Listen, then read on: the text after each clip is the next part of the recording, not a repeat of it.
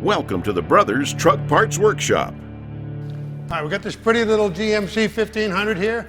Now the front end's been lowered, the brake upgrade done, the back's way up in the air. So we're going to install a flip kit and bring this back down. With new wheels and tires, the truck's going to look great. It's going to look killer. We're also going to put in a C Knotch Kit so that we don't have the axle hitting the bottom of the frame once we get it down.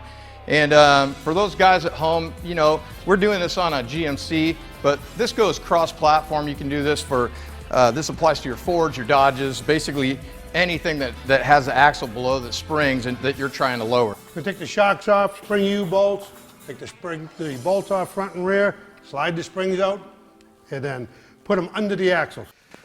And now we'll take the nuts off the spring U-bolts, which strap the spring with this bracket.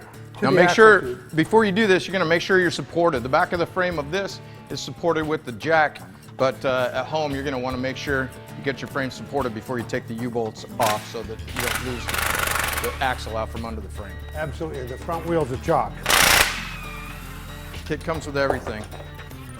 Spacers, plates, U-bolts, longer U-bolts.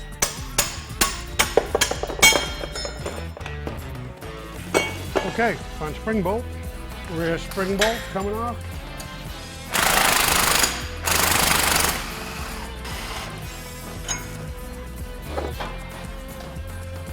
That came right out, good. Gonna take off the rear spring shackle now.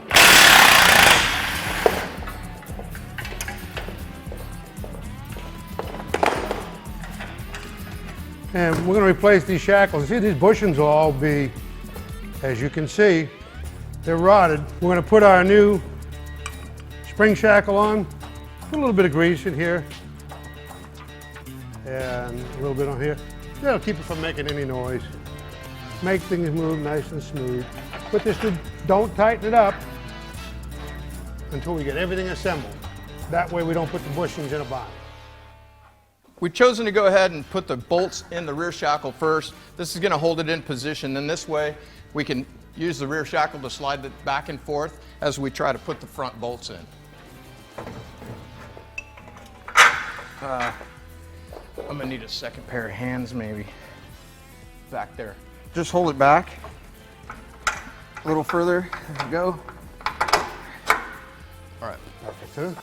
Oh, there you go.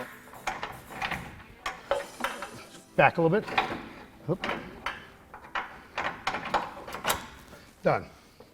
All right, so while Sam's out looking for some parts, let me just explain why we're doing this. So initially, the axle is below the leaf springs. And when it's below the leaf springs, you can't lift it very high. So what we've done is put the axle on top of the leaf springs. That automatically lowered the chassis on where the axle center is, and we've gotten about a 5-inch drop out of that just automatically by putting the axle on top. Now, we've added a couple more inches by adding longer shackles in the back. And so effectively we lowered the truck without really doing anything other than putting the axle on top. And for you garage guys, this may seem like an overwhelming project, but it's actually pretty easy. On a scale of 1 to 10, this is maybe a 4. And I know I've got Sam here helping me out, but realistically, by yourself, you could probably do this project in about 2.5 to 4 hours, depending on how much work it is in disassembly, whether you get in any sticking points with rusty bolts and that. Anyway, that's why we did it. We're going to continue on with the project, as well as put our C Knotch in. All right, we've got everything just about tightened up now. And of course, you got a nice new set of shocks in the kit. And a set of shock extender brackets, what they do is change the angle of the shock.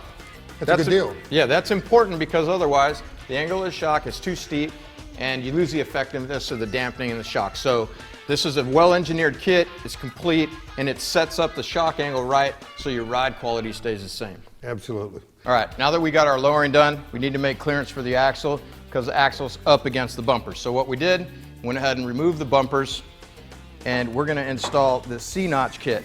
And you can see that this notch here will go into the frame. So this is going to fit sort of like this, but from the outside.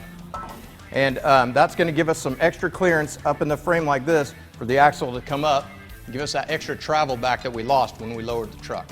Okay, now I marked my cut that I need to make, but very important, before we make the cut, I'm ready to go.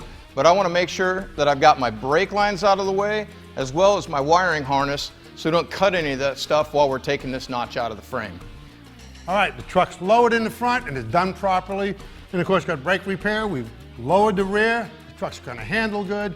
Make sure you bleed your brakes, get the front end aligned. We got a few more things to do to this truck, don't you? Yeah, now that the outside looks killer, we got to do the inside, but that's for another day. All right.